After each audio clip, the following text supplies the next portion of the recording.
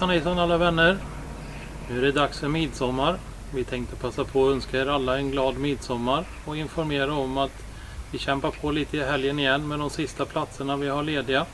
Så vi har visning på söndag på Breviks camping och på måndag och tisdag på Civics camping.